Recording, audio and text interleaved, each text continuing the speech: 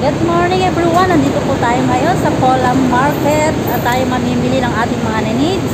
Tara guys, pasok tayo sa loob. Bibili lang tayo ng prutas at gulay. Hindi na tayo mamimili ng karne at isda.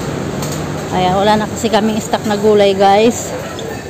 Tingin tayo dito ng prutas. Maaga pa naman guys. Ay, wala sila nung malalaki. So, dito tayo.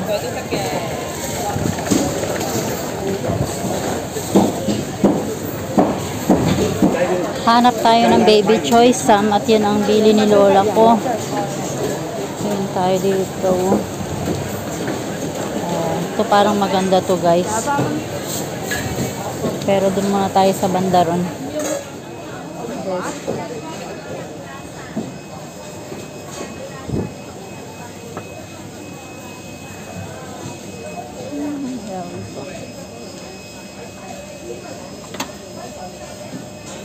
Sa wakas guys, natapos na tayo ng pamimili. Ayan na guys, oh. Magbabas lang tayo. Hindi na tayo bumili pa ng iba pang mabibili kahit may pera pa. Kasi mabigat guys, magbabas lang ako.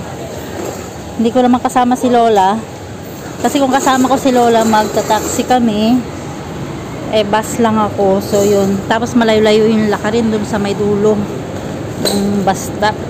Ayan.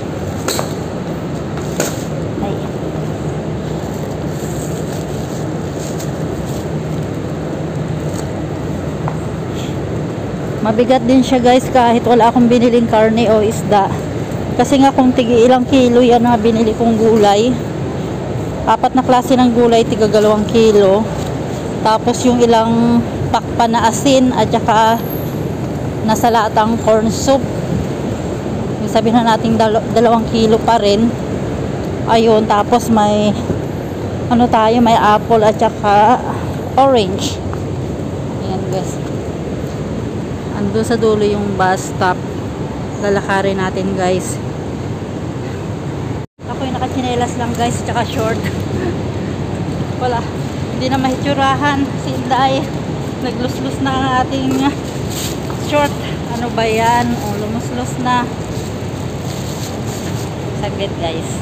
Ang bilis ko guys makarating dito sa bus stop. Kasi nakita ko may nakapila na. At saka may bus na siyang nakapila. Ayun, takbo-takbo tayo guys. May 2 mama naman dito sa unahan ko.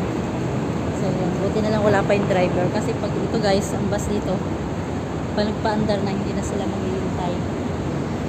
Dire-diretso na kahit patakbo-takbo pa makita na alam nila sasakay ka. Hindi ka nila hintayin guys. Kuhaan muna natin itong lata guys habang naghihintay tayo ng driver. Oh my god. Yan guys ang aking sasakyan 93A. Sobrang init. Bali guys, 1 oras pa lang akong nakakaalis ng bahay. Now is 9:56. Yeah, umalis ako ng 9 AM sa bahay. So yun, makakarating tayo ng maaga. Magluluto pa tayo ng lunch at hindi pa tayo nakakatrabaho guys. Okay lang yan, trabahong bahay. Kahit hindi muna yan. Haggard na tayo, wala pa driver. Andun ang kanilang office. Andun guys. Pag lumabas ng driver doon, yan, naalis na tayo. 4 pa lang kami nakapila eh. Ayan. Sobrang init dito guys. Tayo ay natutunaw na. Wala, alis na yung 2. Pero sana wag naman. Hintay tayo ng matagal. Ay, umalis na. Alis na sila. Bakit kaya wala ang driver na 93A? Yun lang guys, mahirap ang magantay ng bus. Ang tagal. Ay, umalis na sila. So, uupo na ako dito guys.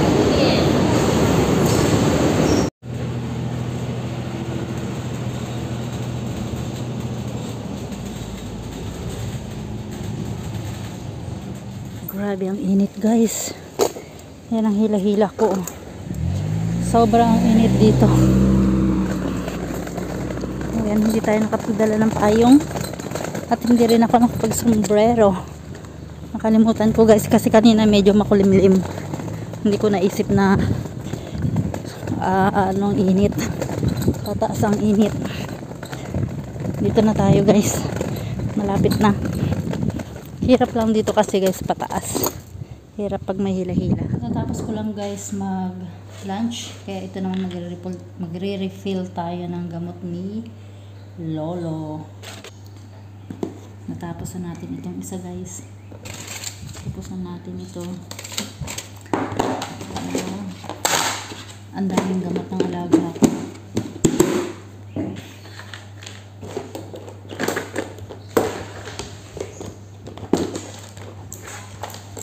Ito guys, ang gamot ng alaga ko. Anyway, nakapag-alcohol naman tayo ng ating hand. Binilang ko siya ng nakaraan. Kung nakita nyo short video ko, bumili ako ng dalawa niyang ganito, medicine kit. So, yung isa ginamit ko na. Para pang isang buwan niya na guys. Ang bilis lang ng araw. Ubus na naman yung tatlong box niya na pang 3 linggo. Bilis lang ng araw. So, ang gagawin ko, ito naman ay pang isang buwan na niya.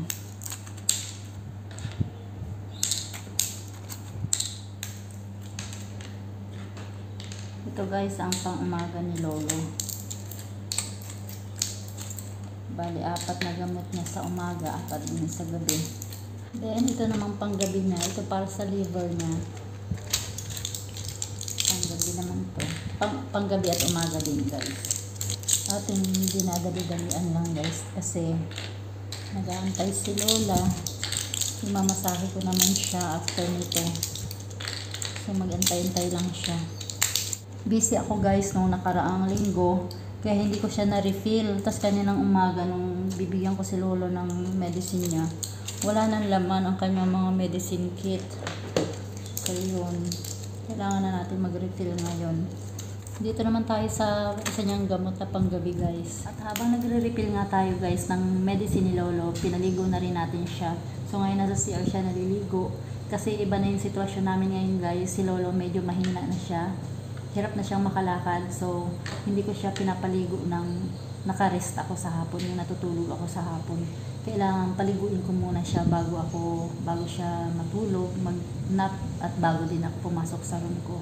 Kasi guys, dati natutulog ako mga 2 to 4 kasi ang aking rest time sa hapon, everyday yun.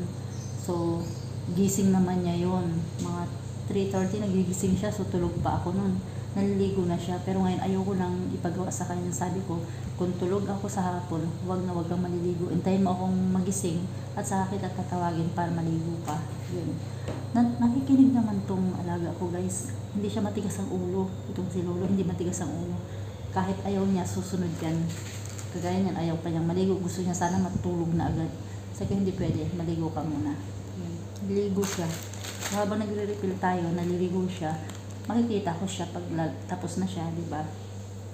Kasi kinakatakot ko guys, makabigla siyang matumba. Yun. At least gising ako, maantabayanan ko siya guys. Maakayan ko siya paglabas ng CR. Kaya pa naman yung maligong mag-isa. So, aakayin ko lang siya papunta ng room niya. At yung room niya, na-prepare ko na on ko na rin ang aircon niya. Kasi ayaw ko na rin siya guys ipa-on ng aircon niya. Kasi sasampak pa siya sa bed niya bago niya abutin yung switch ng aircon. So, nag-aalala tayo baka masubsob ba at tumama yung ulo sa dingding. Yun ang mahirap, o yung mukha niya. Kaya, iniingatan ko rin guys yung alaga ko. Kasi, ano man ang mangyari sa kanya, syempre. Ako ang sa kanya, nakatokang mag-alaga sa kanya. So, kailangan ingatan ko siya. Dati yan, pinahayaan ko lang siya pinapabayaan ko siya mag-on na kanyang sariling aircon. Ngayon, hindi ko na siya mapabayaan. Ginagawa ko na lahat na yun para sa kanya. Kasi ngayon, sobrang hina na niya ng tuhod niya. Bakit wala yung isang gamot na panggabi? Push na agad. Wait guys, kuha tayo ng gamot ni Lolo. Nakuha lang tayo guys ng stock na panggabi ni Lolo na gamot. Ito yung panggabi na. Ito rin ang kanyang panggabi guys na gamot. Ano lang to, kalahati lang. Ito naman isang klase niyang gamot, kalahati lang. Every night. Hindi tayo pwedeng magkamali sa gamot niya guys. Kasi gamot to eh. Kaya, bago ko ito ilagay sa box, dinadouble check ko din. Alam nyo guys, nagsalang na naman ako ng aking labahan sa washing machine. Nilabhan ko ang aking bedsheet kasi kulang yung damit kong lalabahan. So, isinama ko na yung bedsheet ko. Pag nakita ni Lola yun mamaya na nakasampay, sisitahin naman ako noon. Sabihin, naglaban na naman ako ng bedsheet ko, kalalaba lang. Mahigit 1 linggo na rin naman guys. Sila kasi buwanan silang magpalaban ng kanilang bedsheet. Ayoko naman ng ganun guys. Nakakatihan ako. Ayun. Okay na siya. Ito naman. Kompleto na ba? O kulang pa ito ng isa. Kulang ng pang... Ito. Kanyang pang high blood naman. Ito naman ang pang high blood ni Lolo. Sa umaga niya lang itong iniinom guys. Kanyang pang high blood. So ngayon naman, kailangan natin i-double check yung medicine niya dito sa kit na to bago natin ilagay sa box niya.